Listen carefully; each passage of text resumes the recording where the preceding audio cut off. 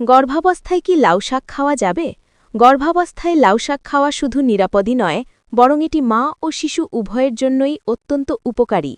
লাউ শাকে অনেক গুরুত্বপূর্ণ পুষ্টি উপাদান আছে, যা গর্ভাবস্থার বিভিন্ন সমস্যা সমাধানে এবং শিশুর সুস্থ বিকাশে সাহায্য করে। গর্ভাবস্থায় লাউ শাক খাওয়ার উপকারিতা। লাউ শাকে যে পুষ্টিগুণগুলো পাওয়া যায় সেগুলো হল ফোলেট। লাউ শাক ফোলেটের একটি দারুণ উৎস।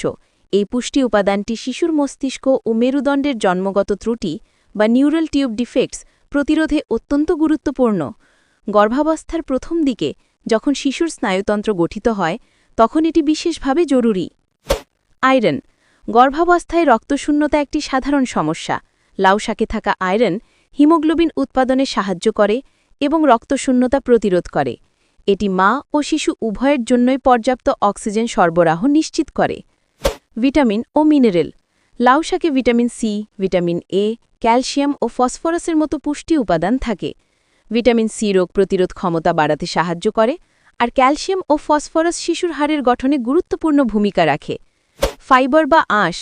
লাউ শাকে প্রচুর পরিমাণে ফাইবার বা আঁশ থাকে। এটি কোষ্ঠকাঠিন্যের সমস্যা দূর করতে সাহায্য করে, যা গর্ভাবস্থায় অনেক মায়েরই ভোগান্তির কারণ হয়। কিছু সতর্কতা। যদিও লাউ শাক খুবই স্বাস্থ্যকর, তবুও কিছু বিষয় মাথায় রাখা ভালো। ভালো করে পরিষ্কার করা। শাকসবজি বিশেষ করে লাউ শাক খাওয়ার আগে ভালো করে ধুয়ে নিতে হবে। এতে কোনো জীবাণু বা কীটনাশক থাকলে তা দূর হয়ে যায়। সঠিকভাবে রান্না করা। লাউ শাক সম্পূর্ণ সিদ্ধ করে রান্না করা উচিত। কাঁচা বা আধা কাঁচা শাক খাওয়া ঠিক নয়। বদহজমের সমস্যা। কিছু মানুষের ক্ষেত্রে শাক খেলে গ্যাস বা বদহজমের সমস্যা হতে পারে। যদি আপনার এমন সমস্যা থাকে, তাহলে অল্প পরিমাণে খাওয়া শুরু করে দেখুন। সাধারণত গর্ভাবস্থায় লাউ শাক আপনার খাদ্য তালিকায় একটি দারুণ সংযোজন হতে পারে। তবে আপনার যদি কোনো বিশেষ স্বাস্থ্য সমস্যা থাকে, তাহলে নতুন কোনো খাবার যোগ করার আগে আপনার চিকিৎসকের পরামর্শ নেওয়া সবসময় ভালো।